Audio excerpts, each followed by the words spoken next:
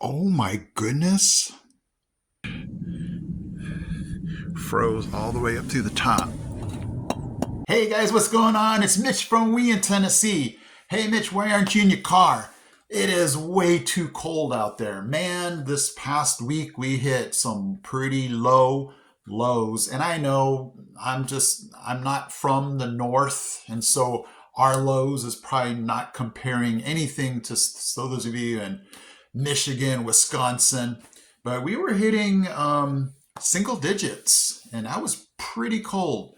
And it's just one of those things where, frost is all over the car. Um, it's just cold. And so I'm not in that car. I'm going to be videoing this from this nice, cozy room. Hey, everybody, what's going on? It's going to be really cold tomorrow, 12 degrees in the morning. So I'm going to take this bottle of Sprite here that I filled up with water, and we're going to see what's up in the morning. Wow, it's going to be really cold. Okay, guys, it is the morning. It's 15 degrees. It says it feels like 6. And okay, there's the ice. It froze all the way up to the top. Yeah, that's one big block of solid ice inside that Sprite bottle there. Okay, on my last video, a few of you said, "Hey Mitch, where is your accent? You've been living there long enough." And I just had to laugh out loud. I'm like, guys, I hear it. I hear the accents. It doesn't, I don't know, it just doesn't connect as far as I hear it and then I talk like it. I've told you guys before, when I've gone to Hawaii and I hear the pidgin English, Hey, we go beach. Hey, we go beach. Hey, we go beach. it was so easy when I was a kid to just start talking like that. I was like, what's wrong? Why are you talking like that? I guess it was my way to try to fit in. And it was so easy to talk like that. But here in Tennessee, I just I don't know, my words. I think I told some of you when I have my students and they're misbehaving, I might be like, come on, y'all, what are you doing? And then I think that's the extent of it, though. And so when I was thinking about that, I was like, let me take a look at some of the cities or towns here in Tennessee because I screwed that up one time. I did a video where I showed you guys some filming location from October Sky, and one of the cities, I pronounced it Petros, like the place where you get the chili and chips. It was Petros. It was spelled the same as the fast food place. I'm like, Petros, Petros. And then somebody had to tell me, no, Mitch, it's Petros. And I'm like, whoa, that was totally, I wouldn't even have guessed that in a million years. So when I looked up some cities or towns in Tennessee, now I've already looked these up and I already knew in my head what I would have done to pronounce it. And then I'm going to tell you how they're really pronounced for those of you that are not here in Tennessee. But I've been here for a long time and some of these I had never even heard of, and some of them I was just dead wrong. So here we go. Here's the first one. Ready? The first one is, I would have pronounced this Mosheim. Okay? That's a city in Tennessee, but it's really pronounced Mosheim. Okay? I didn't, I would have put the SH in the beginning syllable, like Mosheim, but it's Mosheim. Okay? Tell me if I'm wrong on these because, I'm not a local. Okay, the next one, I would have pronounced it Tullahoma, but it's actually pronounced Tullahoma. So I would have been close there. So right now I'm 0 for 2. The next one I would have pronounced La Follette. La Follette. Okay. But it's actually La Follette. And that I would have been dead wrong on that one. So aren't these crazy? Okay, here's the next one. This one's down south, I believe, by let's see. Well, This one I think is towards Chattanooga. I think this is towards the Atlanta border here. I would have pronounced this Ultiwa. Ultiwa. Okay? The double O. But it's really pronounced Utawa. And I'm like, man, this is just killing me. Okay, here's the next one that you could have given me 100 tries and I would not have gotten this one. Okay, everybody and their mother probably would have called this Selena, you know, like the singer. Selena. It's actually pronounced Solana. And I'm like, okay, I don't hear an O. Why am I hearing Solana? Solana. Okay, here's the next one. I would have pronounced this next one Beersheba. Beersheba. I see beer, Beersheba, but it's actually pronounced Beersheba, like Beersheba. Okay. I'm gonna keep going. This next one I would have pronounced Surgoinsville, and I think I was pretty right on that. I think it actually is Surgoinsville.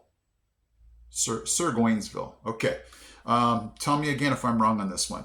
This next one's weird. I think I would have pronounced this Frankwing, but it's actually Frankie Wing.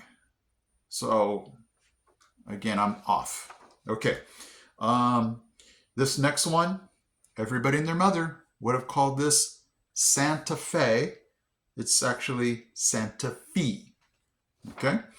I would have gotten this next one right because we live pretty close to this one. This next one is Unicoi. Okay, Unicoi. These last ones, I was dead wrong.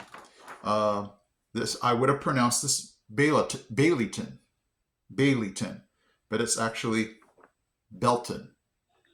Where happened to the Y and the, I don't know, the AI sound? I don't see where that gets Bell, but Belton. Okay. This next one, I in my mind, I think I would have said Puryear. Puryear. Well, yeah, it's pronounced Puryear. Puryear. Okay. And then this last one. Whoo, this last one looks almost German to me. I don't know. Tell me if I'm wrong. Grudy Lager. Wait, Grootly Lager. Groot. Okay, so yeah, it's definitely Grootly Lager. Grootly Lager. Okay, Tennessee, you're killing me with these towns and cities that, you know. And then, you know, you come here and I think I'm still almost pronouncing Merville with 3 syllables. I think I call it Merville or something like that. But when you're a local here, it's just Merville. And to me, it almost makes it harder to say wool than Ville. Merville. I don't know. My throat goes Merville. So anyway, guys, when you come here to Tennessee, you're just going to be dead wrong on a lot of things, the way things are said here. And I'm sure there's 100 more cities and towns in Tennessee that I'd get wrong. Okay, so I'm going to shout out to some of you guys. Morristown, am I saying that right? Bristol, you know, throw them at me. Is it not pronounced Cookville? Do you guys in Cookville say Cookville? I don't know. You see what I mean? It's just actually going there and finding out how the locals say things. So I hope you guys had some fun, you know, at this guy saying things wrong, y'all. And I think that's the best you're going to get from an accent from me. Okay, guys? Okay, so God is still in the business of miracles, you guys. And you're probably like, duh, yeah, we knew that. And so here's the story, and I'm going to try to not, you know, leave out any details, and definitely leave out all the other details that are not worth mentioning.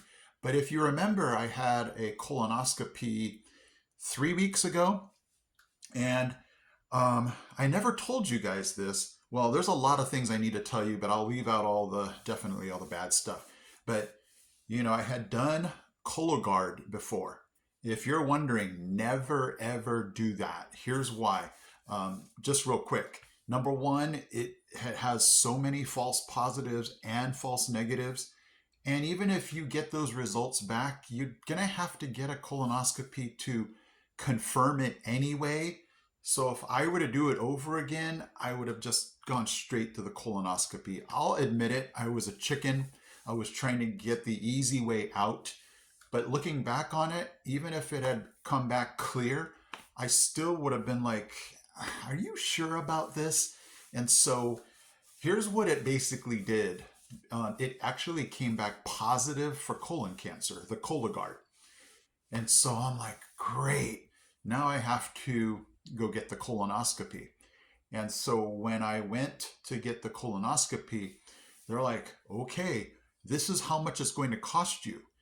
And I had heard from before the doctors, my doctor saying, it's gonna cost nothing because it's preventative if it was my first one. So I'm like, sweet, this is gonna not cost me a dime. The morning of my colonoscopy, the lady that at the front desk, she's like, this is how much it's going to cost you. The anesthesiologist is going to charge you, the hospital's going to charge you, the doctor's going to charge you. And I'm sitting there going, what do you mean? They told me this was preventative. And so a lot of things were going on in my head, and I'm like, oh no, wait a second. I'm wondering if that positive Cologuard messed me up. And the lady's looking at me like, it came back that was my preventative one. And because that came back positive, this colonoscopy was now considered diagnostic. And that's when the insurance companies don't fund that, or they don't take on that claim.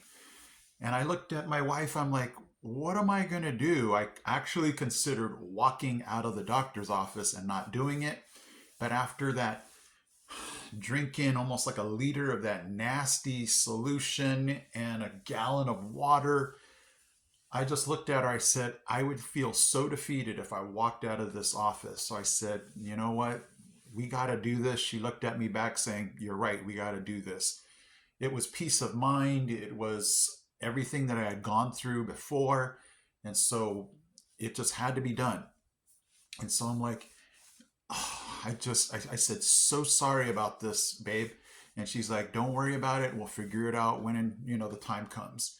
And it was going to be huge. Our deductible on our health insurance was $1,500. And so, it weighed heavy on that morning of the colonoscopy.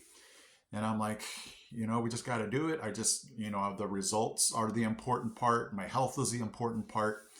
And we'll deal with the bills when they come. And just today, there were 2 envelopes that I got in the mail. I'm like, oh no, honey, this is it. And she's like, well, do you want to wait to open it? Because she just didn't want me to be in a bad mood.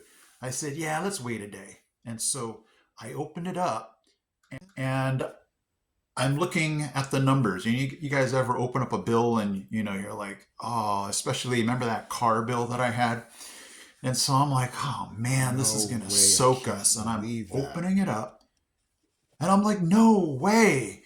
I'm seeing 0. I'm seeing another 0, and I'm turning the thing over, and I'm like, oh, okay. I'm shocked because I'm expecting to see this gigantic number.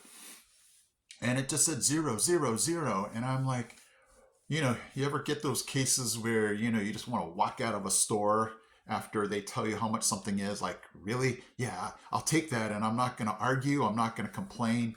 And so I was just like, God, that had to have been you. Because the lady looked me in the eye and she said, you're going to have to pay for this. It is considered diagnostic. And, she just gave me the look like, I'm sorry, this is just my job, is to give people bad news. And, she didn't even say, well, it could be covered. She looked at me and said, it's not going to be covered. There was no ifs, ands, or, is there a chance, lady, that this, could be covered? She just looked at me like, good try, pal. This is going to cost you. And so I'm like, thank you, Lord, that And, you know, I'm just hoping that there's not another bill sitting in my mailbox right now. But God worked out this miracle because there was no chance in the world this was going to come back as, you know, it was going to come back as just not being covered, you know? And so, man, guys, it just blew me away. And you know what? I felt kind of ashamed because not once did I pray, God, can you let this come out 0000? You know, I just prayed, God, can you help us pay for this thing, you know?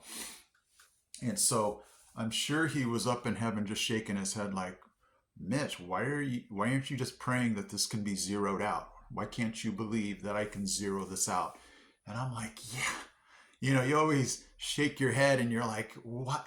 Yeah, you're right. Why didn't I do that?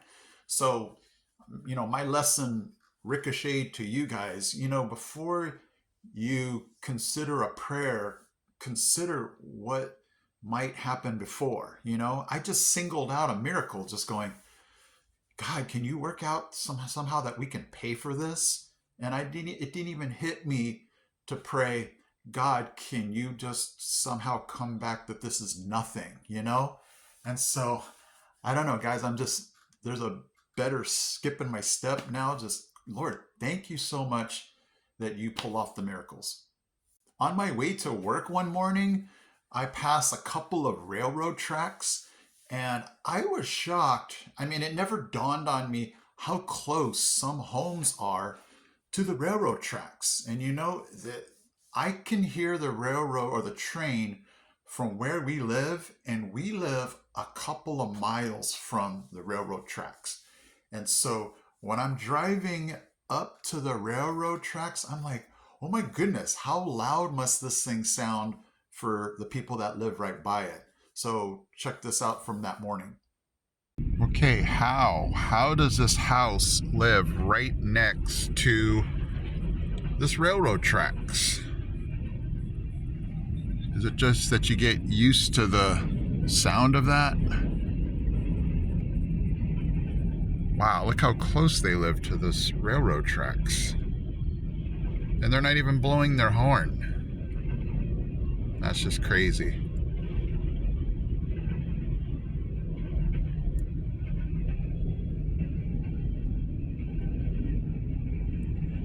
So thank you guys for joining me and having some fun on this Sunday afternoon. Thank you guys so much for watching. Hit that like button, that subscribe. If you guys are not subscribers, I know who you are. Just kidding. You guys are good. Thank you again for joining me. I will see you guys in my next video.